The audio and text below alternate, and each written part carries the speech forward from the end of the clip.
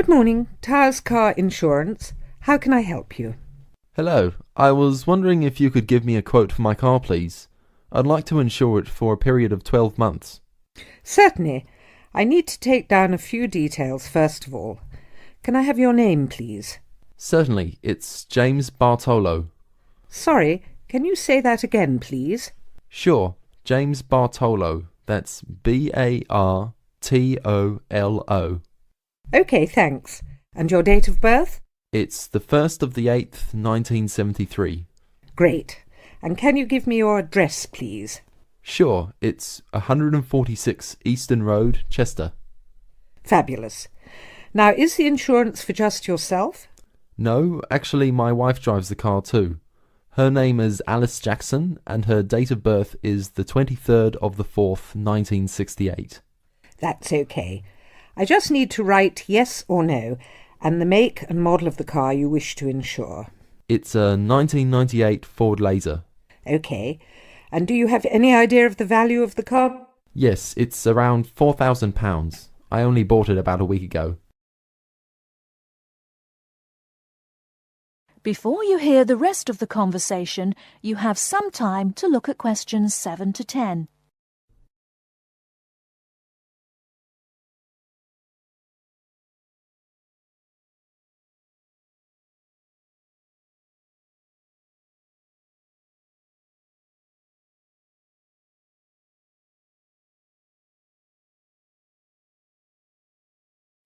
Now listen and answer questions 7 to 10.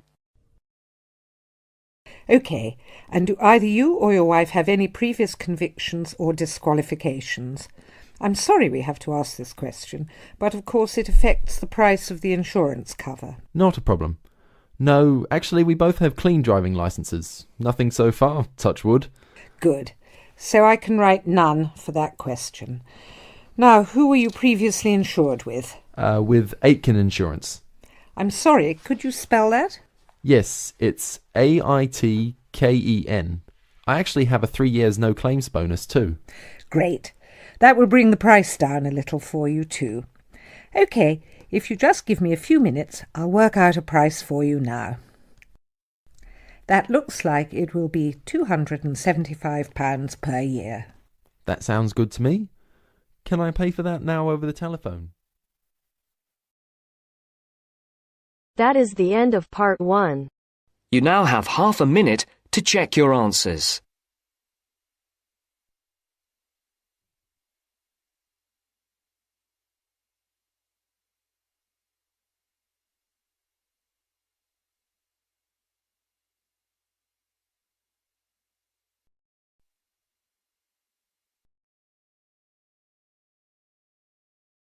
Now turns to part 2. Part 2.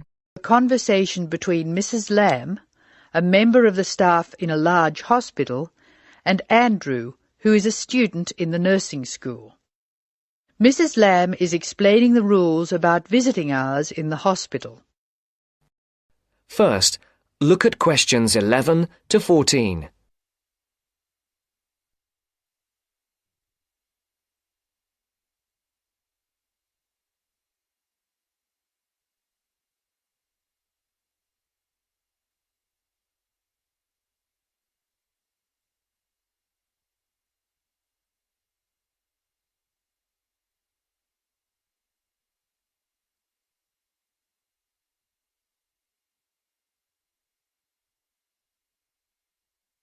Listen carefully. Hello, Andrew. I believe you want to know about visiting hours. Yes, I do, Mrs. Lamb. I have to fill this form out, and I'd like to have some idea why the different parts of the hospital have different times for visiting. I see. Well, let's start with an obvious one. Intensive care. People in intensive care are very sick indeed, and for that reason, we say that visitors can come between 6 a.m. and midnight. I can understand that. At the other end of the scale, our maternity patients are usually quite well, but we restrict their visiting hours from 8 a.m. to 8 p.m. We find they get very tired if we permit visitors all the time. I see. What about the surgical wards? The doctors prefer to do their rounds early in surgical, So visiting hours are 9 a.m. to 9 p.m. Surgical patients are often on very heavy painkillers, and they aren't really very good company for their visitors. But surely the visitors come to cheer up the patient, not the other way round. Of course. And often the visitors are able to help the patient a lot. That's why we allow visitors all day, the full 24 hours in the emergency ward. They help comfort the patient while they're waiting to be diagnosed. Of course, it's not just everyone who can visit a sick patient. People in intensive care can only be visited by their immediate family. What's more, we only allow 2 people in at any time. We let children of the immediate family in to visit people in intensive care, but we don't like to do it.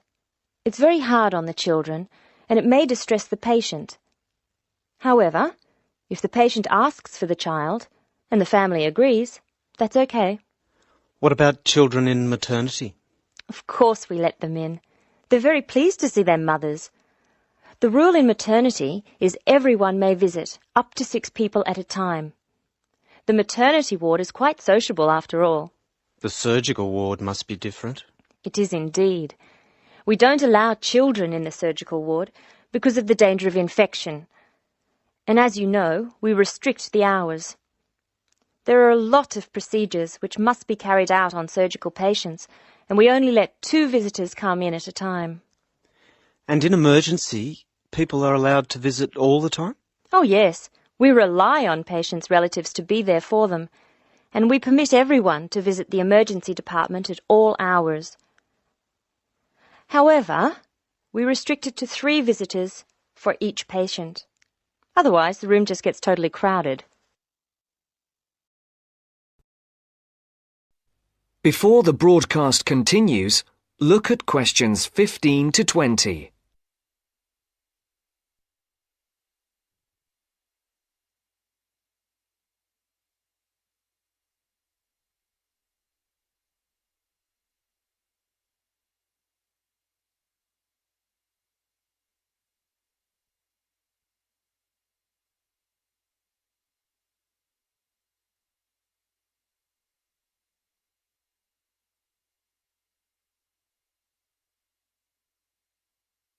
You will now listen to the second part of the talk. Now I have your schedule for the next week's observation sessions. Are you ready? Yes. Where do I start? On Monday, you'll be in male surgical in the morning and in female surgical in the afternoon. You'll be following Dr. Shea on her rounds. Thank you. And on Tuesday? On Tuesday, you'll be with Dr. Thomas in the morning and Dr. Robertson in the afternoon. No, that can't be right. You're with Dr. Thomas in the afternoon and Dr. Robertson in the morning. Do I ever get to see Dr. Kim? Yes, you'll be with Dr. Kim on Thursday and Friday. She'll take you through the children's ward and through our new teenage ward for 12 to 15-year-olds. Great. I've read a lot about that new ward. Will I see the schoolroom? Maybe another time. And what will I do on Wednesday? On Wednesday, you'll join the other students for lectures. You'll be in the Redmore lecture room between 8 and 10 a.m. and later between 2 and 3 p.m. Thank you. Do you know how big my class is? The intake this term is 200 first-year students. I'm pleased to say about 1/3 are men, which is good. Nursing used to be an almost entirely female occupation. I know. My father trained as a nurse, and he was considered very unusual. Is he still working as a nurse? Yes, he's working in a hospital in the country. I guess I just wanted to follow his example. That is the end of part 2. You now have half a minute to check your answers.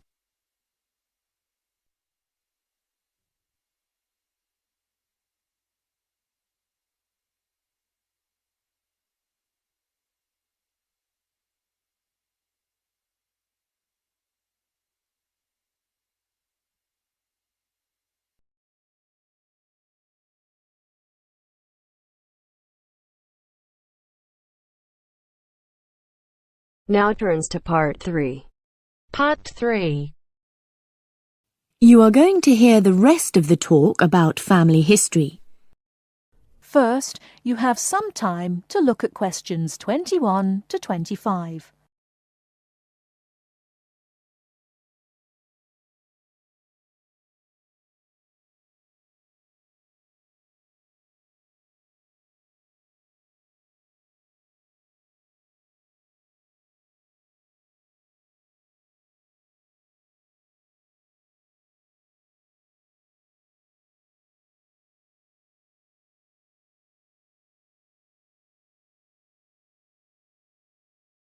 Now listen carefully and answer questions 21 to 25.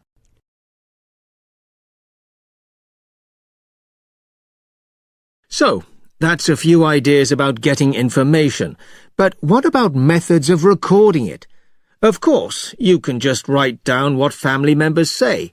But it's even better if you can use a tape, so that you can record them as they're talking.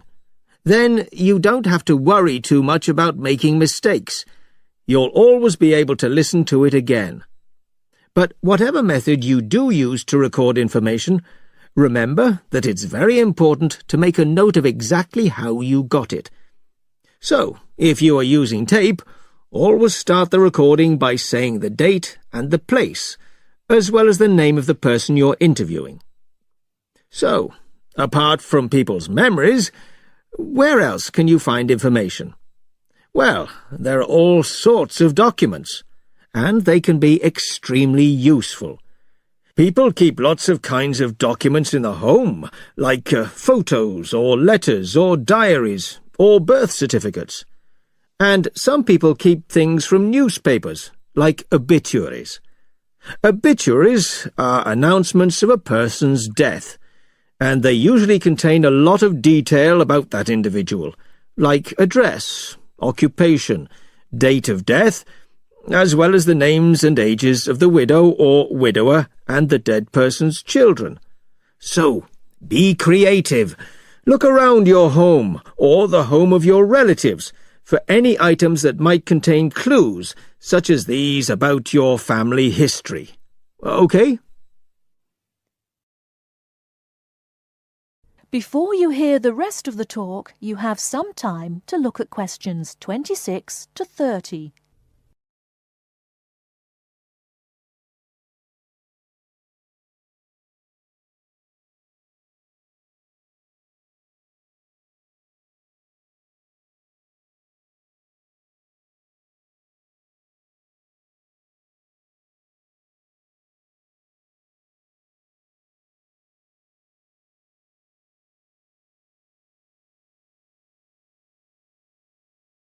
Now listen and answer questions 26 to 30. Now, you'll find that you'll collect a lot of information, so you'll need to record it in an organised way. I'd recommend that you use an ancestor chart, like this one here. Can you all see? Ancestor charts act like maps. They link 4 or 5 generations in a family tree, so they're very convenient, and they don't cost anything. You can get as many as you like.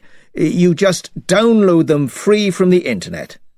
Then you fill them out as you go along, and for each individual you record all the key information next to their full name. It's very convenient. Now, at this point, I'd just like to give you a couple of tips about filling in the ancestor sheet.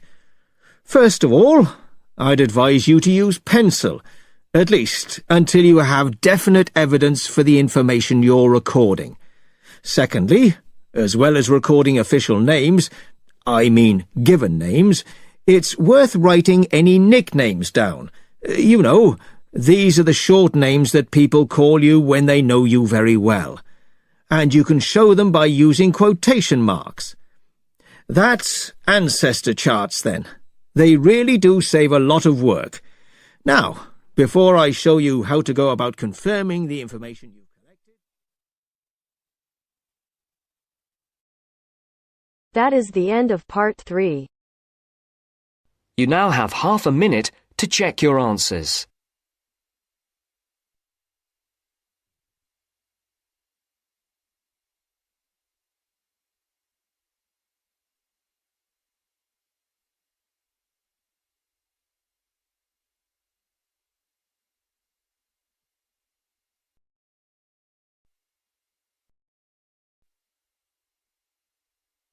Now turns to Part 4.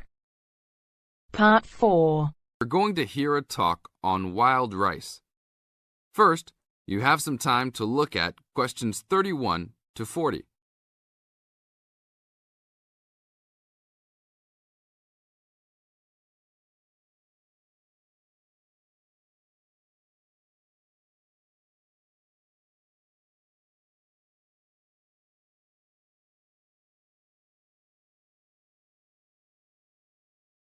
Now listen to the tape and answer the questions. Good morning. Today we'd like to talk about wild rice. Contrary to what many people believe, wild rice is not rice at all, but a grass. Much of it sold in the world today is not even wild, but rather cultivated varieties that do not occur naturally. Wild rice is really an annual aquatic seed found mostly in the upper freshwater lakes of Canada, Michigan, Wisconsin, and Minnesota in North America. Indians gathered wild rice before any explorers set foot on the North American continent. Early explorers were greatly impressed with the strength and hardiness of the woodland Indians, and attributed their vitality to their ample servings of wild rice. Wild rice can grow in water as shallow as 3 or 4 feet along marshes and muddy waters. A tall plant, it grows to a height of 8 to 10 feet, with a long flower cluster that reminds one of a narrow broom. The grains in their husks on the tall stalk look somewhat like oats. Truly wild rice is a challenging crop to grow, even today. It's very susceptible to failure due to weather conditions. If a heavy windstorm comes along just before harvesting, the seeds can be blown into the water, ruining an entire crop. Harvesting at just the right time becomes a matter of beating the birds to it, since wild rice is considered a delicacy by many birds living in the area. Other challenges include insects, disease, poor drainage, and high waters. If the grains are too green, they are difficult to thresh or beat out of their husks. If left on the plant too long, even a few days too long, they fall off the plant into the water. Airboats have brought about recent improvements in commercial harvesting of the wild rice, while newer techniques for parching, winnowing, and hulling have been a help in saving time and labour. Still, it takes about 3 pounds of grass seed to yield 1 pound of wild rice. Buyers should be aware of 2 types of wild rice, gathered and commercial. Foraged or hand-harvested wild rice is gradually being pushed out of the market by hybrid commercial varieties. Hand-harvested wild rice makes up less than 20% of the market today. Heirloom varieties of this foraged grain still exist. In fact, it is the only heirloom grain sold commercially. However, package labels can be deceiving. Though the label may read Indian harvested or organic, the product may be hybridized wild rice placed in freshwater lakes and gathered by Indians in airboats.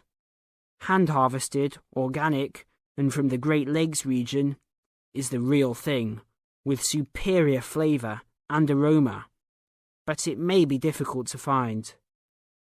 Though wild rice is one of the most expensive grains, it goes a long way. Some say that 1 pound of the grain can feed 30 people. To compensate for its high cost, try combining wild rice, half and half, with brown rice. For a truly colourful presentation, try 1/3 of each: white rice, brown rice, and wild rice. That is the end of part 4.